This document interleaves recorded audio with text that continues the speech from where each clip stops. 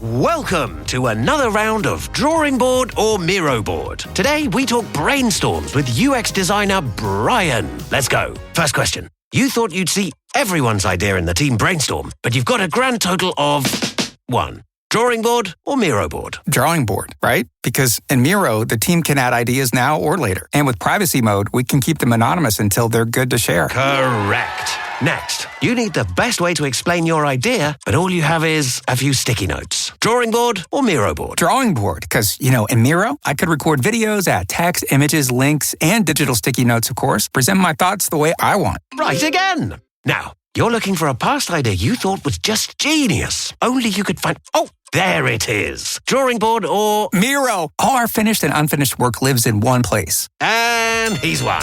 Join over 60 million people getting ideas noticed in Miro brainstorms. Get your first 3 boards for free at Miro.com. That's Miro.com. Giants and Chargers Unleashed. Sebastian Joseph Day. You know the vibes. We outside.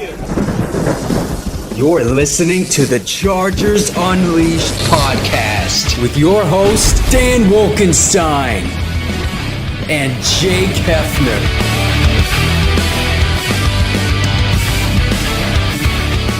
Welcome to another edition of Chargers Unleashed. Jake Hefner and Dan Wolkenstein here with you from the LA Football Network. Today's show, of course, being brought to you by BetOnline, Charger Bolt Family, Rock Solid Sports Memorabilia, and Liquid Death. If this is your first time tuning into the show, make sure to hit that like and subscribe button on YouTube. You can also follow us on Facebook, Twitter, Instagram, Spotify, and Apple Podcasts. Dan Wolkenstein, been a little bit of a hiatus for Chargers Unleashed over the past week and a half. A lot of things that have just been timely events going on. If you can't tell by the way that I look or the way that I sound, I'm just getting over being sick, on top of moving, on top of selling the house.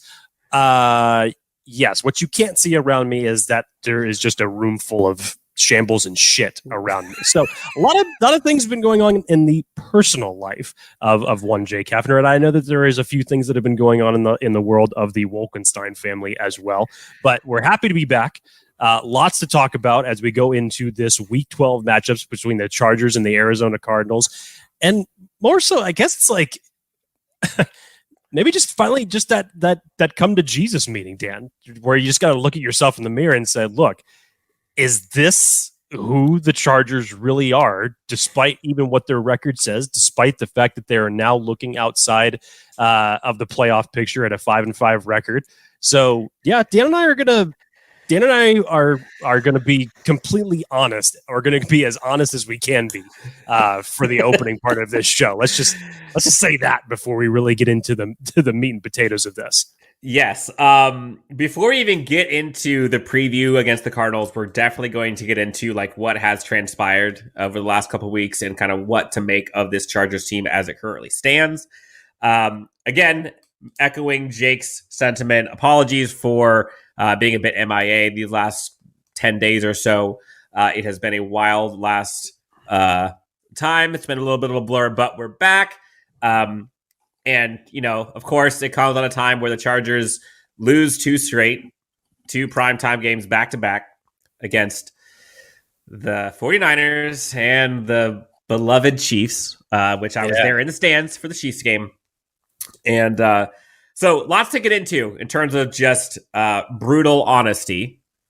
And I think this goes for both of us. And so if you're looking for pessimism and optimism, you'll probably get more of the pessimism, but you'll still get some optimism. I'm not going to take it away, Jake. But before we get into any of that, our friends over at Liquid Death are trying to hydrate the world, murder the thirst, if you will. I know we're into the holiday season, but you just passed Thanksgiving, or you just passed Halloween. Murdering thirst, friends over at Liquid Death, talk about them. Well, if I could be a visual spokesperson for Liquid Death just by my face right now, I think I would be a winner as far as just Liquid Death in general. And the blood shirt you got on right now. Well, it's a rock shirt. Blood, sweat, respect. That's what it is. Yes, but I'm basically a visual representation of Liquid Death, essentially. But if you're looking for a drink that will definitely be hydrating, keeping you hydrated and murdering thirst, as Dan says, all over the place. If you're going to your local Ralph's, your Gelson's, your your Albertsons, your 7-Elevens, whatever happens to be near you, and you happen to see a section of tall boys that is in the Powerade or the water section, don't be fooled, because it's not a fistful of tall boys. It's actually the newest sparkling water drink that is out there. Liquid Death is a fantastic drink that, as Dan mentioned, murdering thirst. Great way to keep yourself hydrated. They do a great contribution in the recycling efforts all over the country. Make sure you go out if you have not tried this yet. I know Dan Wolkenstein still has yet to try it. He really does need to get onto it because Liquid Death is fantastic. And definitely if you're looking for something to keep yourself hydrated with a little bit of flavor, Liquid Death is the answer for you. So go out and get yourself some Liquid Death today and get yourself hydrated. So, Jake, these last two games for this Chargers team and for this fan base has been a bit of a struggle for many reasons. And Chargers lose one-score games to both the Niners and the Chiefs. Chargers are winning in both of these games, lose it at the end. And against the 49ers, look, you are a little battered and bruised. We've talked about it all season. The Chargers game against the Chiefs, you got a lot of guys back, although Mike Williams had one play. What do you make of 5,000-foot view? 5-3 to 5-5, given the current state of the Chargers team and injuries, given the current state of the playoff landscape, given the current state of, this fan base, what should we make of this team right now? I have my answers, but I'm going to let you go first because I know we're approaching happy time for Jake Hefner, where he's already thinking about April, thinking about what to give for food at his parties, thinking about draft position. It is my birthday month, so yes, I should be happy for April, of course. Yes. And also it's draft month. If you don't know, Jake Hefner loves that time of year, and we're getting closer and closer to the point where Jake can actually start talking about it as being something the Chargers should be looking at. But what say you, Jake? Dan, it's such and I've been stewing on this over the last couple of days, just thinking about this as a whole, because when you look at the 49ers and the Kansas City Chiefs game, the Chargers, up until these last two games, their emphasis was, okay, they got to stop putting themselves in these double-digit holes to start the game, and they need to get off to faster starts. You heard Brandon Staley talk about it 2 weeks ago, saying we are going to fix that. We changed up practice dramatically in order to get off to fast starts. And in both of these games, they go down and they score opening drive touchdowns, and they get the ball rolling in a much better way in terms of efficiency goes that we would expect that, especially against those other teams that they played over that 4-week stretch, that they would have done. That they should have done. And Justin Herbert looks healthier, is throwing the ball a lot better. And in these two opening drives, the good of the Joe Lombardi playbook was on full display. And you just think to yourself, okay, you can move the ball like that. Got it. But then the game matriculates on. And in both of these games, the Chargers went into halftime with leads. And then in the second half, Dan, it's now it's flip-flopped. Now the Chargers have a hard time scoring late. In the San Francisco game, they were completely shut out. Did not score another point in that game. Chiefs game, you were shut out in the third quarter. Took a late game lead in the fourth. Unfortunately, the defense yielded to a Patrick Mahomes-led offense, which in what circumstance? Did anybody think that was not going to happen in reality? You leave a minute and 40 seconds with 2 timeouts. That's an eternity for Patrick Mahomes and a Chiefs-led offense. But I think the biggest thing that I found out, Dan, especially in these last two games, if you were to just take a microcosm of those two games, and it's happened in other spurts as well, whether you're talking offensively or defensively, is the biggest thing is that I think that whether we're talking Joe Lombardi, Brandon Staley, the in-game adjustments are not there to be made. Brandon Staley, in my opinion, got educated got a first-class lesson from Andy Reid on how to coach and how to make adjustments. Because in both those games, Dan, it was very strange because I seriously thought that San Francisco was going to just run the ball down the Chargers' throats. But in the second half, Dan, they played more of the game that everybody kind of expected them to play. Then they went back to the running game. It was Christian McCaffrey. It was Elijah Mitchell. And they were just controlling the line of scrimmage like everybody thought that they would against the Chargers' unfortunate run defense that they have had plagued them for the majority of this season. And not only did you get shut out offensively in the second half, but the 49ers were basically able to slow that game down, control the tempo, and play their game of football. It was exactly the same in the second half against the Chiefs. They weren't running the ball as much, not to say that you have to when you have Patrick Mahomes at quarterback, but that first drive for the Chiefs in the third quarter, there was 8 plays, 8 runs. Patrick Mahomes did not complete a single pass in that particular drive. Isaiah Pacheco ended up running over 100 yards in that game. But it was just that change of pace that was able to put the Chargers defense in a position to where you don't know you're basically going to be questioning on how to cover them. And we're talking now about a Chiefs team that you already were going into this game without Juju.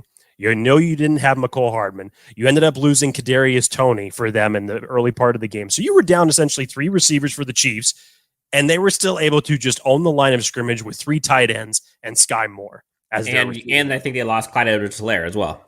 Also that. So even with that, Dan, so anybody wants to talk about, the Chargers have had all these games without their wide receivers, blah, blah, blah. Well, this is Andy Reid showing you it still can be done. You still can be a productive offense.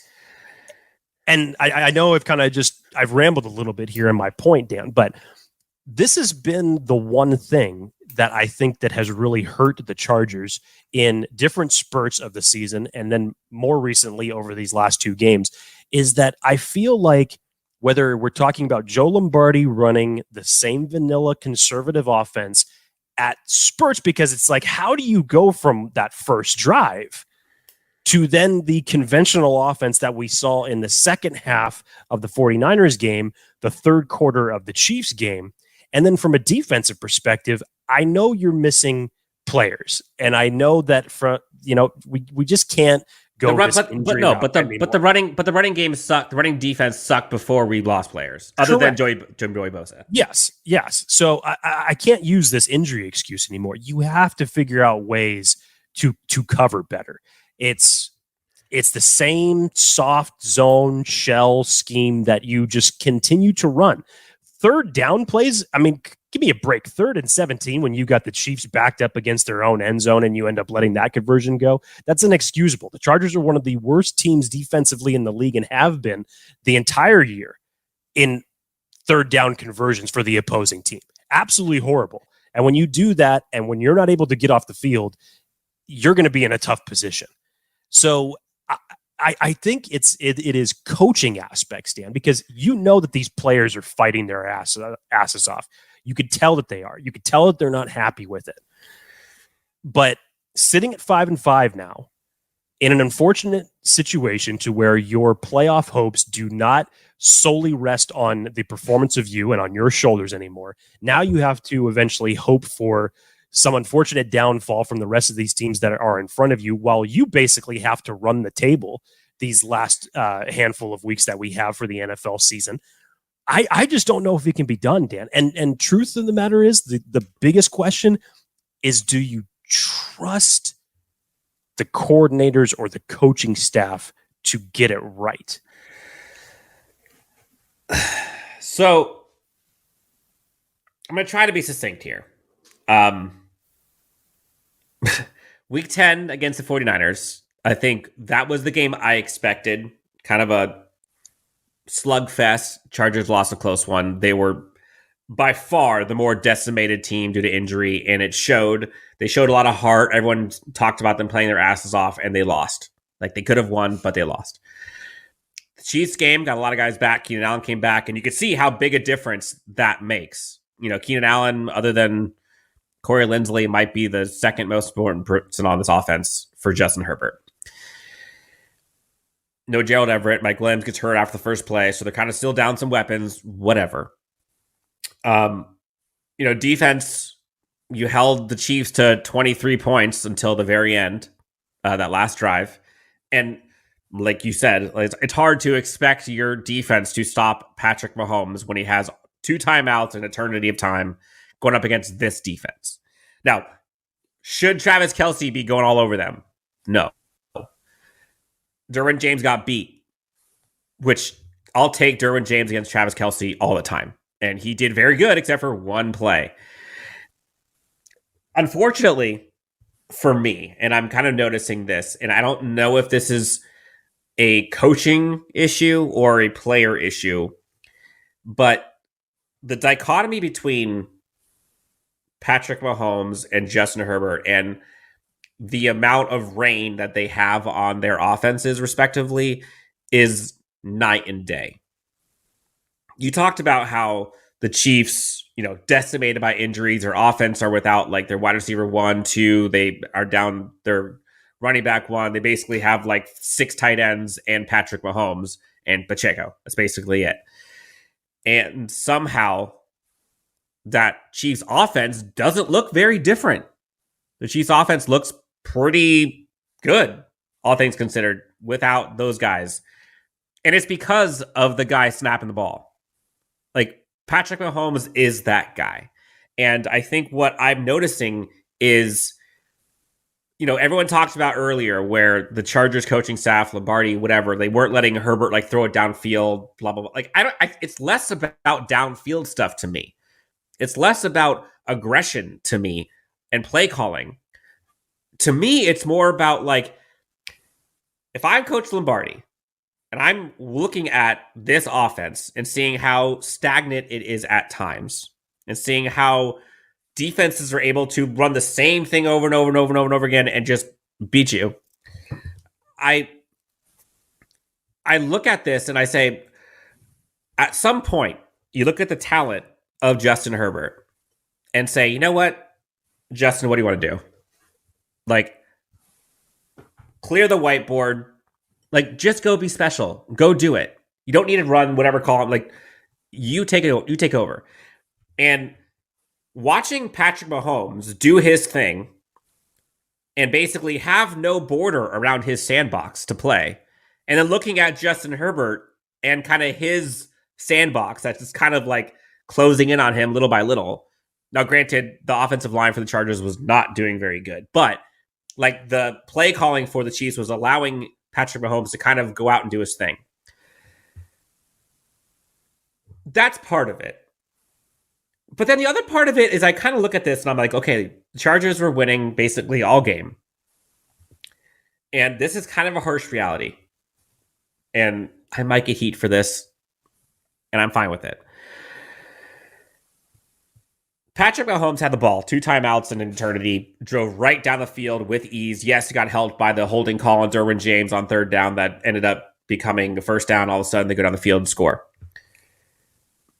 The Chargers still, again, Chargers got the ball back with 37 seconds and at least 1 timeout.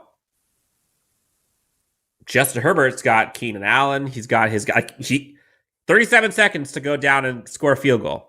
You know how many times we have seen a Josh Allen-led team, or a Joe Burrow-led team, or a Patrick Mahomes team with under 30 seconds or around 30, 40 seconds go right down the field. Easy. Cupcake defense, ties it, go to overtime, make it happen. If you're the defense going against those guys, you expect it. Now, Justin Herbert had no time. I get it. We got sacked the first play of that last drive. Second play, throws up a double coverage because he's getting rushed. But at some point, whether it's the coaching or it's Justin Herbert, they've got to be no, we got this. I'm not going down this way. And I don't know if that's Justin needing to kind of take that next level in kind of taking over or letting his personality. I know he's not the rah-rah guy that's going to go out and yell over people. But like at some point, when you have a franchise quarterback who has that much talent, you can't go out that way. And as much as it pains me, I see tipped interceptions over and over at the end of the game. And I'm like, come on, you cannot seriously keep losing like this. At some point, it's a trend that your quarterback is going out and doing that. Now, sure, are the chips stacked against him? Yes. Is the defense helping him out much? No, at the end of games. Like, are there guys injured? Sure. But look at Patrick Mahomes and look what he and Andy Reid and company are overcoming on offense. And look at the Chargers and Justin Herbert and company and what they are not able to overcome on offense. I'm sorry, but they don't have Tyreek Hill. They're down their top two receivers, and you're getting bludgeoned by tight end 2, 3, and obviously tight end 1, and then Pacheco's running all over you. Like, that offense is doing just fine. Sitting there in the stands, Jake, watching that game, you wouldn't even know that they were down their receivers. So people want to talk about the coaching staff and play calling and all that kind of stuff. Like, a part of me just wants this coaching staff to just let go of the reins a little bit and almost do less. I don't need them to coach better. Like, coach less. Because, like, it's when you have a special talent like this, when you have special talents like what are on this team that are currently healthy, let them go do their thing. And it's unfortunate because, like, other than that last drive for both offense and defense, Chargers go right down the field. Amazing catch by Keenan Allen on 3rd and long. Score a touchdown, go up against the Chiefs. Place is going ballistic. Like, the Chargers came through. Their offense buckled up. Their offense went right down the field, goes up against the Chiefs. But again, like, that's why Patrick Mahomes is Patrick Mahomes. And I think that is the next level, whether it's this coaching staff or the next one, or it's Justin Herbert, whatever. But there's got to be some gut check time here where whether it's on defense with Derwin and company or offense with Keenan and Justin and Corey Linsley and Austin Eckler, but at some point, these players got to step up and be like, you know what? Like, we're not going out like this. Because coordinators come and go. Justin Herbert isn't going anywhere. Like, your franchise is around this guy.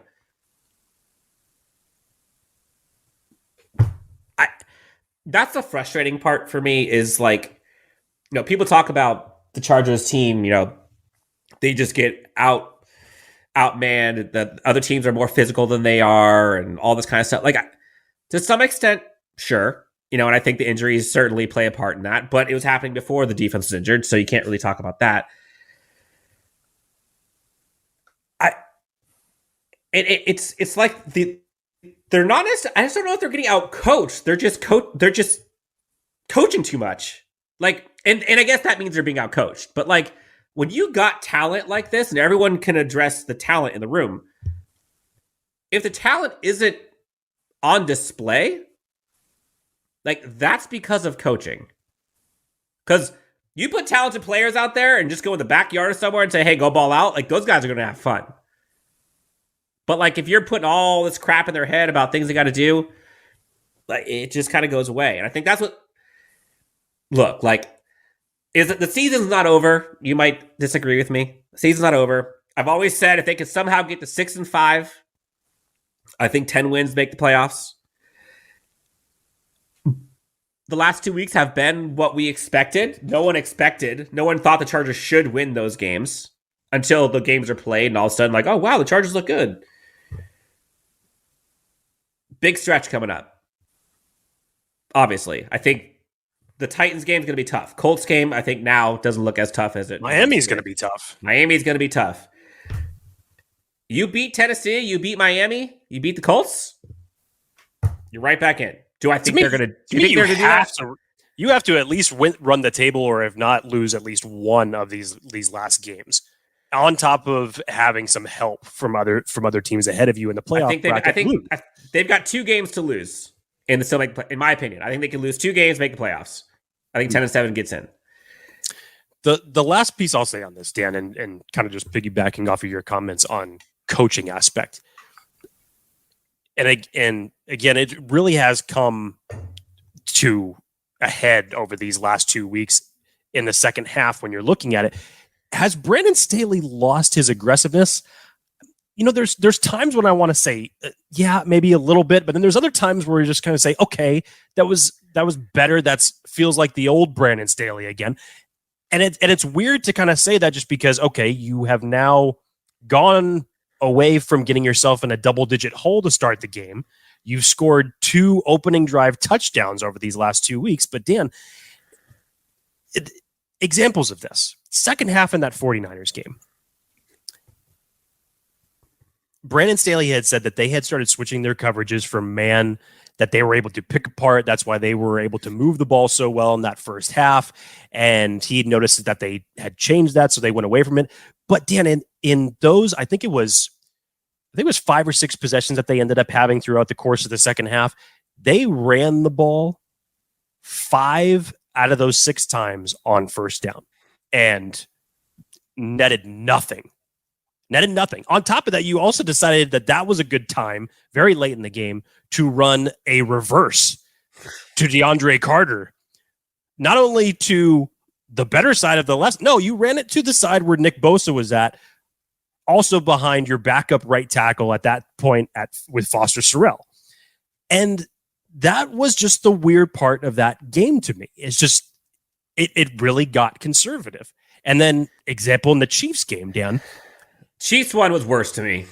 The 4th and inches play. Oh, that too. And this is the inconsistency. The 4th and inches play in that third quarter was a really big telling sign for me. After you knew that you weren't able to go down the field and score on the opening drive of the third quarter that you had right after you had just kicked a field goal to go into halftime, the Chiefs are already starting to move the ball on you. And it's like, okay, that was really the turning point.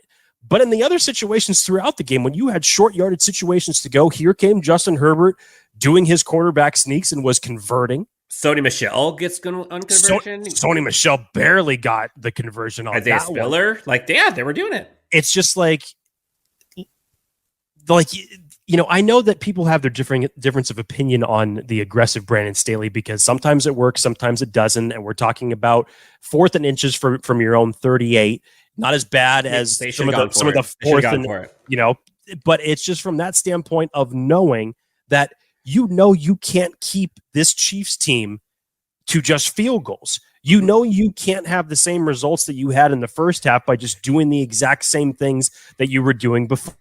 You have to put your foot on the gas and give them a different look. What frustrated me the most, and I use this term sometimes, like inevitability, and watching. So the Chargers, they find a way. They're still leading in that second quarter against the Chiefs, right? And they got the ball to end the first half, basically. They get the ball to start to set the third quarter. And I'm like, this is where you win or lose this game. Like, you've got 2 opportunities here to get 14 points. And if you want to extend it, 3 opportunities to get 21 points. And the Chargers go field goal the first one, and then punt in the third quarter against the Chiefs when you could have double-digit leads extended. And going up against the Chiefs team, like, you have to. And I'm sorry, but like, this is crazy, but 30 points given up to the Chiefs with this defense, like, I would have taken it. When your offense is doing that good in the first half, like, I'll take it. Your offense cannot score 3 points on the flip-flop of the second and third quarter. You just can't. And that's the inevitability, where as soon as that stuff starts happening, it has to be mental in this team where it's like, great, here we go. It's slipping. And then, of course, the Chargers fumble. Here we go again. Somehow, Chargers recover a fumble. Still don't really do anything. They were lucky enough to do that, too. Otherwise, It could have been a lot worse. And so, I don't know if that's aggression, but it's like in those situations, that's when you give the ball to your players and say, go do your thing. Like, let go, go do your thing. Like imagine, like, I know it sounds crazy. Is Justin Herbert Peyton Manning right now, like, mentally? Like, does he have control of the game and all? No. But, like, imagine if Justin Herbert went up to Lombardi and, you know, Lombardi's talking about, like, the plays they're going to do. And Lombardi's like, you know what? Look, we're 5-4 right now. We're going up against the Chiefs. Like, at this point, look, Justin, go for it. Like, keys are yours. Go. I could give two shits what happens after that. I can care less if the Chargers win, lose. If I found out after the fact that Lombardi said, you know what? I finally decided Justin Herbert is too good for me to kind of handcuff him a little bit. Let's ride. Just once. Let's see what happens. Worst case, it doesn't work, which didn't work. And I think that, like, in those gotta have it moments, like, give him some ability to play in the sandbox. Whether that's play calling or that situations. He seems confined when things go off script lately. Like, I love the play action passes where he kind of throws across the field. Like, those are great. And they work almost every time. Why you would end up going away from him, I have no idea when they work as well as they do. But there's a lot of adjustments, and I know we're going long on this, but there's a lot of adjustments that they just don't. And again, not just coaching. Like, this isn't, I'm not taking away blame from players either. Like, Justin cannot keep doing that at the end of games. Like, yes, he was pressured, but you can't throw it into double coverage. Throw it away. You got third down. Like, there are things you could do. It's unfortunate because, like, it doesn't take away how great Justin Herbert is. But at some point, the greatest in this league overcome other shortcomings and find a way. Like, yes, offensive line is decimated. You are without Mike Williams. You know, you're without Gerald Everett. Sure. Like, find a way. And is the coaching staff hampering that? I don't know. I don't know. I would love to get some truth serum, talk to these players a little bit, and ask who they would blame. No one's going to actually answer that. But at some point, these players got to just go do it. So I don't know what the solution is. Like, I don't think Tom Telesco, in my opinion, has any bearing, on the success of this team this year. Aside from not getting a speedy wide receiver at the deadline. What did Telesco do against the Niners or against the Chiefs? Where, man, if only Telesco had done blank, we would have won that game. Dan, I'm going to close that door before you even open it because that's a podcast for a different day, my friend. That's a podcast for a different day, my friend. The Chargers were in position to win all of these games. I get what you're saying. But that's a podcast for a different day. So 5-5. Long and the short of it, the only consistent thing about the Chargers coaching staff this year is that they've been inconsistent. That's basically what I've seen. The inconsistency, the ups and downs, and the fact of you are for some reason just allergic to playing 4 quarters of football once this season. Now, I'm sure every fan base says no, they all want their team to play 4 quarters of consistent. Like, give us 3. I'll take 3. I'll take 3 quarters. Give me 3 quarters. Give me 1 game. Show me some consistency from how you start the game to how you finish the game. Show me 1 game of that. I will ask that out of a 18-game season. Give me 1 game that's like that. And I don't care who the opponent is. So I don't even know where to go from here in terms of, like, this Cardinals game. Well, the Bet Online. Got to talk about Bet Online real quick. That's fantastic because I'm sure that the Bet Online lines for this game will considerably change after the news that Ian Rappaport just tweeted down. The floor is yours. Kyler Murray is expected to be back and will start on Sunday. Can't wait. Gotta love it. So love it. Like, the one thing I will agree with our coaching staff and Brandon Staley talk about stuff is it's not about them, it's about us. Like, I don't even know what to talk about the Cardinals team. Because like it's not about the Cardinals.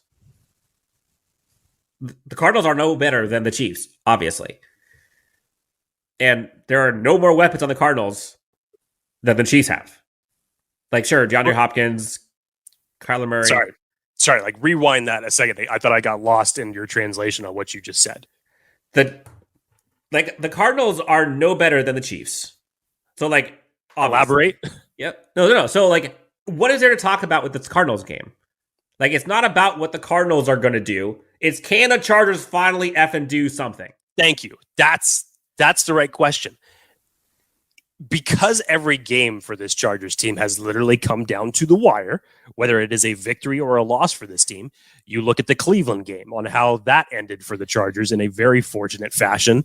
You look at the Houston game. They kind of let them get back into it toward the tail end of that game. You obviously look at the last 2 weeks. How can you just look that good offensively, defensively in the first half and then just completely look like a different team in the second half? That goes back to my question, Dan, earlier in this show. Do you trust? I know that the players will come to play. As Derwin James said in his post-game interview after this last week, close is not good enough in this league, and he's 100% right. You hearken back to the comments that Austin Eckler said before the season, paper does not play on Sundays, and that's the absolute truth. We're talking year 3 in Justin Herbert's career. I am not bringing up the aspect of injuries on this show because other teams have proven that they can go out and make it work. No, as many injuries as this team. No, I get it. As you said, Dan, the great ones, the great quarterbacks can go out and make it work. Has Justin Herbert been injured? Yes. Thankfully, does he look healthier over these last 2 weeks? Yes. So I would then expect the coaching staff to then understand that and put these guys in a position to get free and win based off of that. Rise above that. You've been living with adversity this entire season. You're going to have to do it for the remainder of the season until you can get some guys back here and there. We don't know when Joey Bosa is coming back. And the pass rush without him has been, I won't go as far as to say abysmal, but it's pretty close in terms of what you're getting off the edge position aside from Khalil Mack. And Derwin. Basically. And Derwin, when Derwin has to play edge because you're not getting pressure from anywhere else. Yes. So, Dan, now that we know that Kyler Murray is coming back for this game, very, very great, great piece of timing there. Perfect timing, by the way. Yeah. Jake, so, real quick, Jake, 4.5 point spread is what the last I saw. Chargers advantage. Let's talk about our friends over at Bet Online. 4.5 point spread. Are you taking the over under? Kyler Murray's in. I'm taking the under. I'm sorry. I'm taking the under. Oh, yeah, I would take the under on that for sure. I would be interested to see how the line's going to fluctuate once. Like, to the bank, I'm taking the under. Yeah. I'm not saying they're going to lose. I'm just saying, like, there's no way they're going to win by 4.5. No. Or I'd be comfortable putting on money on it, that's for sure. I don't know. I have to get some thought on that.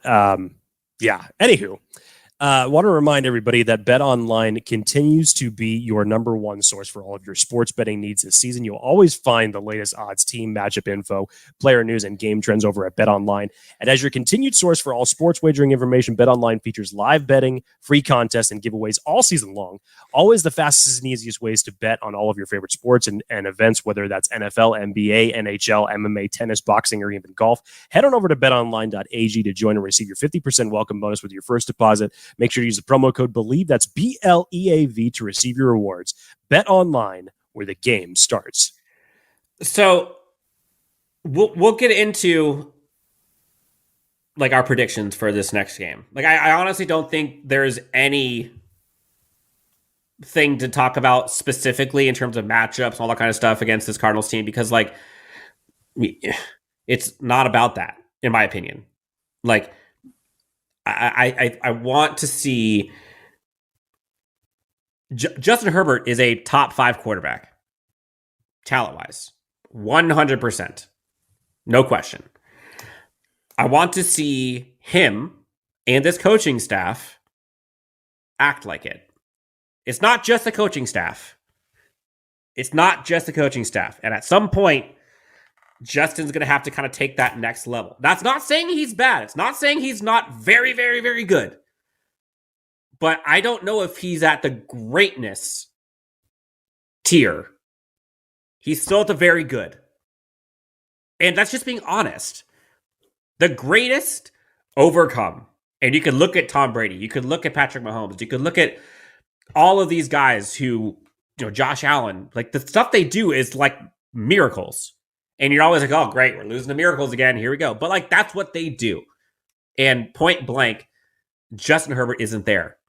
Whether that's because he's not playing like it, he's not telling his coaching staff to suck it and do it himself, but he's not there yet. Those other guys do. So that's kind of what I want to see. And people don't want to talk about that. And yes, the coaching staff could use some work. Yes, the play calling. Yes, the injuries. Yes, you've got Justin Herbert. Like if you have Justin Herbert and Keenan Allen, even if you have hardly an offensive line, like you should be able to do something. And they haven't. So like, do I trust do I trust the Chargers defense to do much this game? No. Should I? No. Why do I trust the Chargers offense to all of a sudden kicking in the high gear? No. Could they? Sure. Like, knowing our luck, offense is going to look good, defense is going to look good, special teams is going to suck. Dicker's going to miss 3 kicks, we're going to lose. Like, that's just how this season's gone so far. Hey, special teams 5-5, which is the crazy part. Special teams is been the best thing about that's probably been the most consistent thing about this unit. Weird, right? When was the last time that we said that? So, like, Kyler Murray's playing, Jake. Who's winning?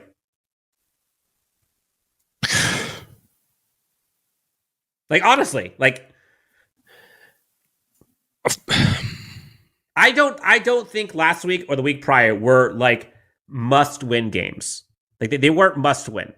Like they were huge games, huge opportunities, but they weren't must-wins. This is a must-win.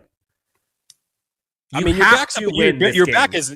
back is now up against the wall. You go 5-6, it's going to be tough sledding to go anywhere. I personally thought that last week was a must-win because of the fact that it was a divisional opponent for you against the Chiefs, and from the expectations of playoffs, there was still a shot to where you could, if you were to run the table, get some guys healthy. Hey, look at me. Look at me. All of a sudden, there's a different hat on this head. But that was my thought process. Not that it was going to happen, but it would have given you a better shot to do so. And somebody tweeted this out. I can't remember who it was, but it was literally, I think it was on Tuesday. Excuse me. It was the day after.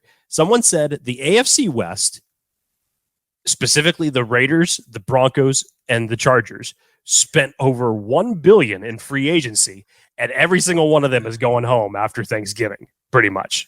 Like, that's ridiculous. Now, there's a lot of context there. Yes.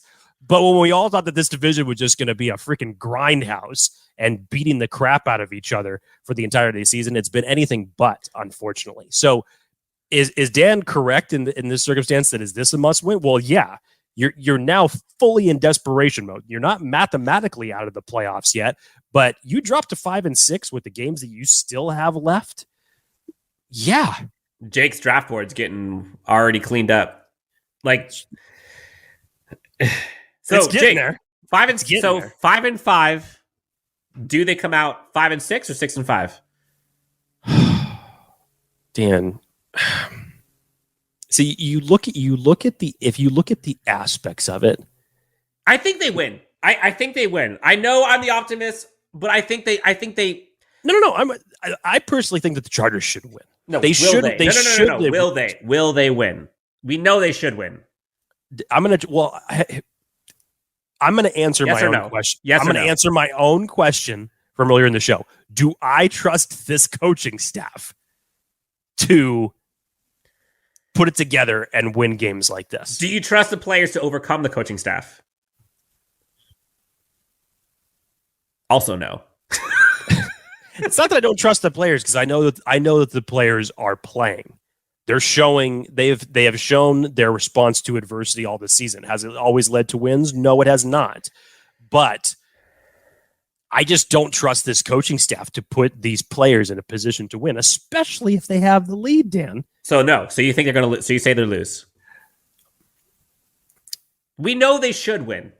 With Kyler Murray, again, if this was a Colt McCoy-led team, then I would say absolutely. If the Chargers for some reason got waxed by Colt McCoy, then we got to open up a whole other conversation.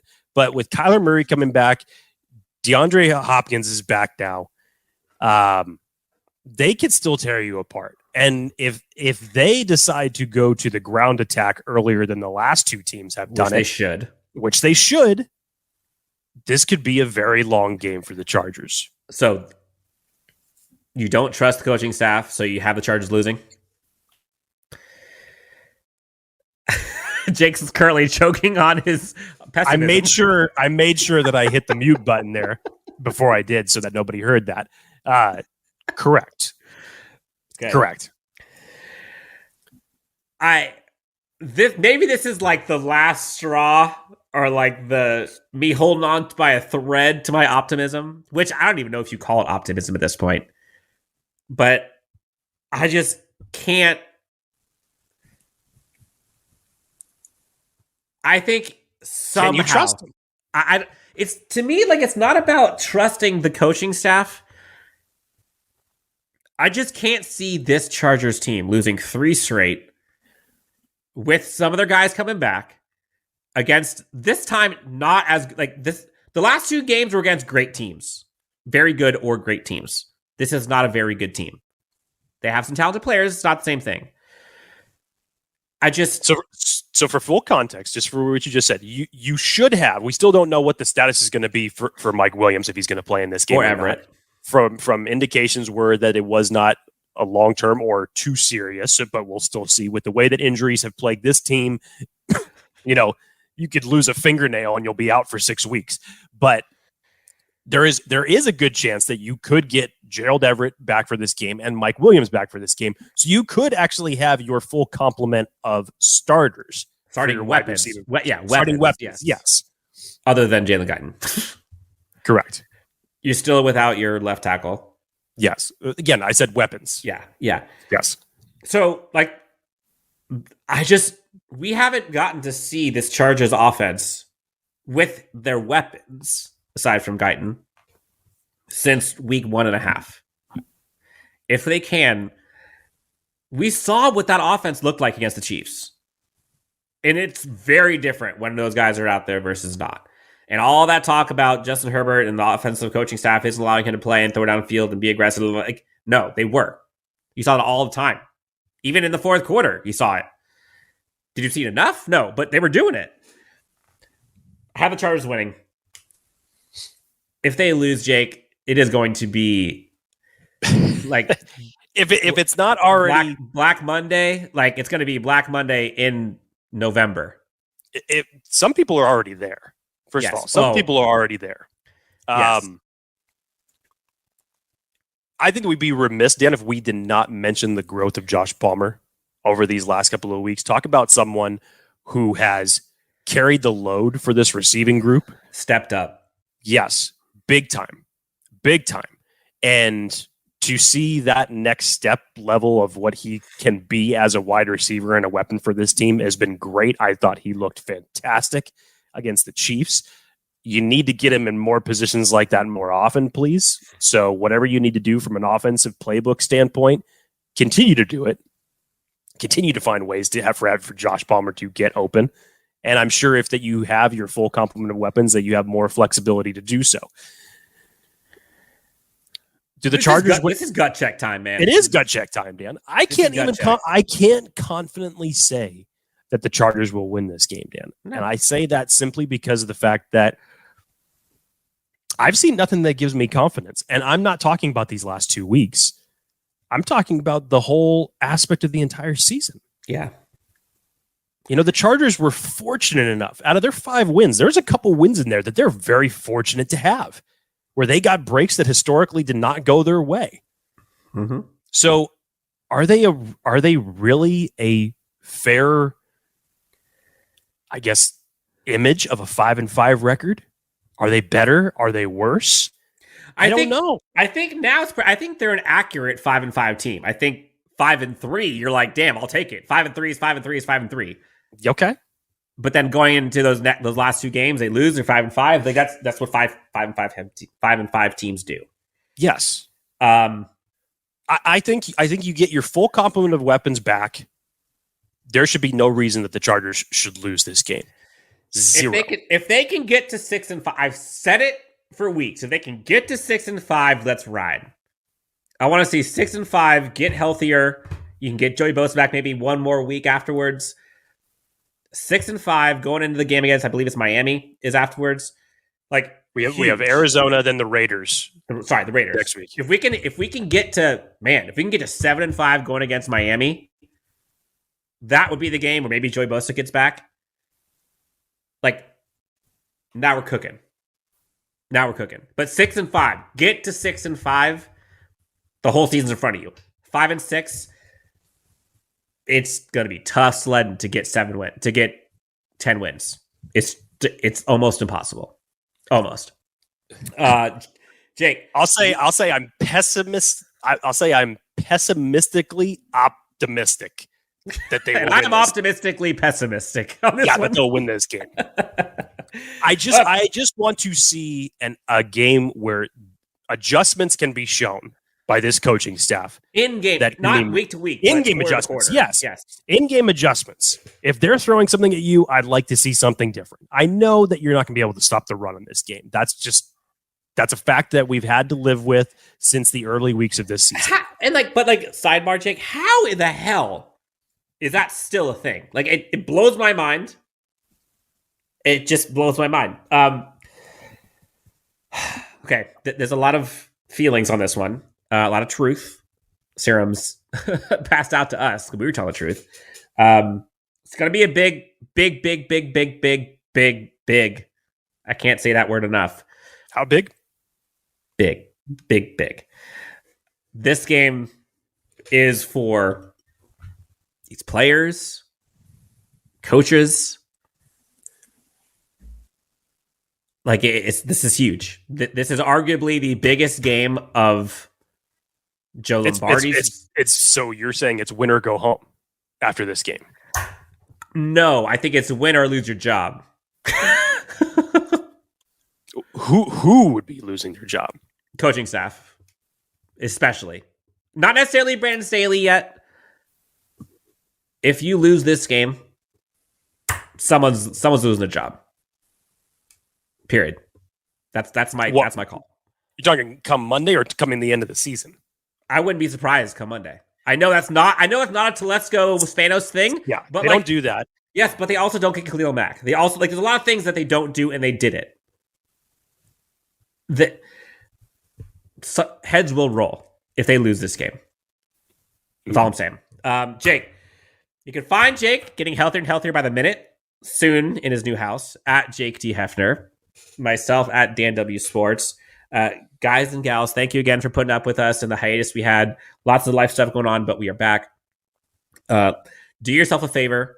Breathe a little bit. Have a couple libations, if you will. Enjoy your Thanksgiving with your family. Indeed. These next couple days. Lots of things to be thankful for. Even in the depths of these losses we've experienced as Chargers fans, focus on things to be grateful for, both in and outside of football. Jake, grateful for you. Grateful for LAFB, Chargers Unleashed, all the fans, listeners.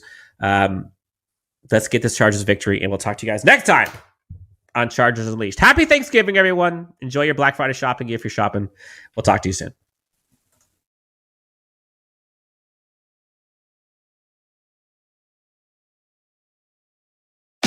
Welcome to another round of Boardroom or Miro Board. Today we talk retrospectives with Agile coach Maria. Let's go. First question. You've spent 2 hours in a team retro, but the only input you've heard is Dave's. Boardroom or Miro Board? Boardroom. In Miro, Dave can't hog the space because everyone can add thoughts anonymously, online, at the same time. Correct.